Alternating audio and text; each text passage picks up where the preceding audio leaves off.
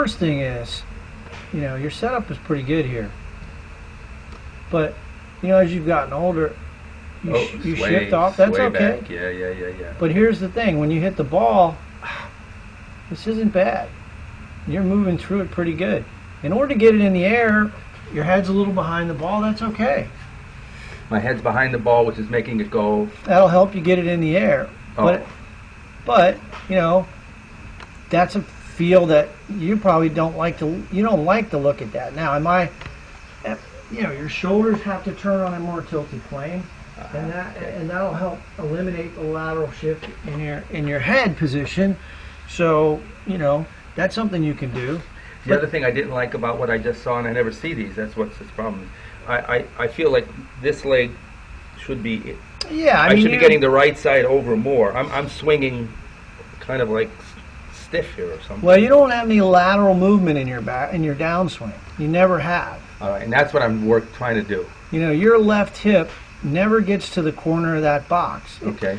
So you've got to really. That's something you have to do consciously. Right.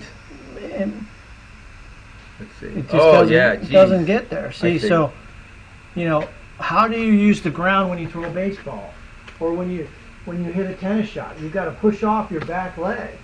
So one of the drills I like to do is I want people to push off consciously, and overdo this idea of rolling the right ankle and doing all that stuff. That'll help you.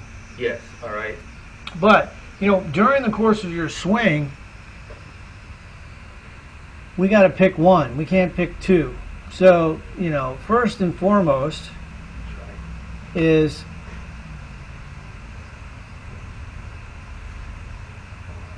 you hit that shot with a fade.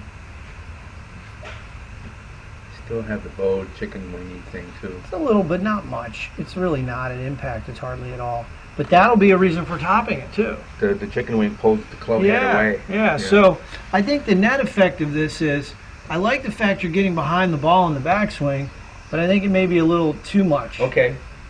I'd like to see the left shoulder go down more and tilt your shoulders a little more on the backswing. So I know what you mean on that. you can create more tilt this way. Look, think about this. You know, biomechanically, if you bend more, you're going to tilt more. If you stand up tall, you're going to turn flat.